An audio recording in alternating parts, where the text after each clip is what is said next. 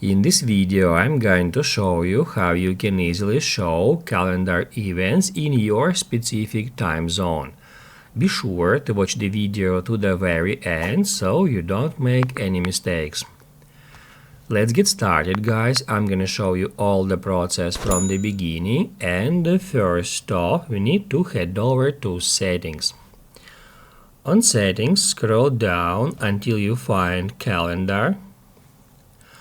And then that's where we can easily find that option. It's just called Time Zone Override, and if we get into it, we'll be able to turn it on or off by toggling on or off that switcher.